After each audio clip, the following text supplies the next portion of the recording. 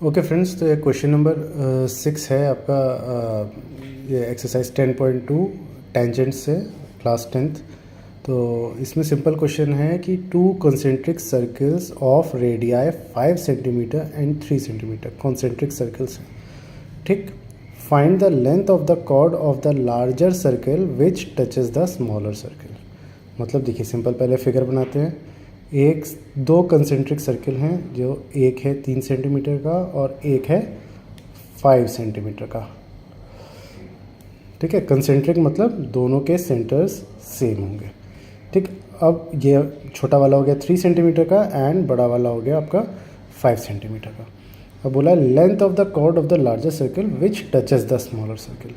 मतलब पहले तो छोटे सर्कल को टच कर रही है, ठीक। सेकेंड पार्ट देखिए, टचेस द स्मॉलर सर्कल, और वो कॉर्ड है लार्जर सर्कल की। कॉर्ड मतलब दोनों एंड्स को टच कर रही होगी। कॉर्ड क्या होता है? ऐसी कोई भी लाइन जो उसके सेंटर से पास ना हो रही हो किसी सर्कल के, वो उस सर्कल की कॉर्ड हो जाती है। ऐसी कोई भी लाइन जो उसके सेंटर से ना पास, सेंटर से जो पास होगी वो डायमीटर हो जाएगी, ठीक है। तो जो सेंटर से ना पास हो रही हो उसको कहते हैं कॉर्ड। तो अब इसकी लेंथ हमको निकालनी है, ठीक। ये बहुत कॉमन क्वेश्चन है, बहुत बार आता है, बहुत सिंपल भी है। तो जब भी इस तरह का क्वेश्चन आए तो आपको सेंटर तो दोनों सर्कल का सेम है क्योंकि कंसेंट्रिक सर्कल है, तो क्या करना है कि सेंटर से एक परपेंडिकुलर ड्रॉ कर देनी है, ठीक, उस कॉर्ड पे जहाँ पे वो कॉर्ड छोटे वाले सर्कल को टच कर रही है, ठीक। तो आपने जहाँ पे एक कॉर्ड छोटे सर्कल को टच कर रही है वहाँ पर एक परपेंडिकुलर ड्रॉ करी है, 90 डिग्री हो गई, ठीक। अब जो ये कॉर्ड का जो दोनों में से कोई भी एक एंड है उस पे आप इसको ज्वाइन कर दीजिए इस एंड से, ठीक। तो अब ये देखिए, ये जो आपका परपेंडिकुलर आया इस सेंटर से इस छोटे वाले सर्कल के एंड तक आया। तो छोटे सर्कल का एंड मतलब कि ये छोटे सर्कल का रेडियस बना। छोटे सर्कल का रेडियस कितना दिया है? 3 सेंटीमीटर। तो ये आपकी 3 सेंटीमीटर हो गई। और ये देखिए, ये सेंटर से बड़े वाले सर्कल के एंड तक आया, तो ये बड़े वाले सर्कल का रेडियस बन गया, क्योंकि दोनों का सेंटर तो एक ही है ना। तो बड़े वाले सर्कल का रेडियस क्या हुआ? 5, ठीक। तो अब आप ये 3 आपको ये कैसे मिला? क्योंकि ये छोटे सर्कल का रेडियस बना, परपेंडिकुलर जो आपने ड्रॉप करी, और ये बड़े सर्कल के एंड पे आया तो ये बड़े सर्कल का रेडियस बना, तो ये 5। अब सिंपल एक राइट एंगल ट्रायंगल है, हाइपोटेन्यूज 5 है, आपका हाइट 3 है, तो बेस कितना है निकाल लेंगे, ठीक। तो इसको मान लेते हैं O, इसको मान लेते हैं हम AB, और इसको मान लेते हैं C। तो आपका क्या आएगा? BC square plus OC square is equals to OB square होगा। कैसे होगा?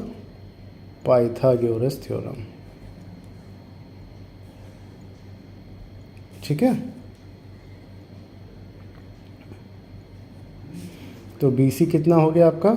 BC आपको निकालना है तो BC को BC ही लिख देते हैं, और OC हो गया 3 का स्क्वायर और OB हो गया 5 का स्क्वायर। तो BC square is plus 9 is equals to 25। तो BC square is equals to 25 minus 9, तो ये कितना बना? 16। तो BC कितना बना? अंडर रूट ऑफ 16, तो कितना बना?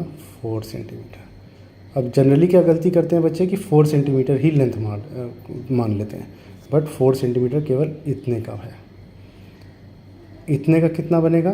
तो अगर आप देखें तो यहाँ से भी आपको ऐसे पॉइंट ज्वाइन करके आप करेंगे तो ये भी 3, तो ये भी 5 आएगा, ये बड़े सर्कल का रेडियस बन रहा है। तो फिर ये कितना निकलेगा सेम प्रोसीजर से? 4 सेंटीमीटर। तो AB की लेंथ कितनी हो जाएगी? BC प्लस AC, तो यानी 4 + 4 यानी 8 सेंटीमीटर।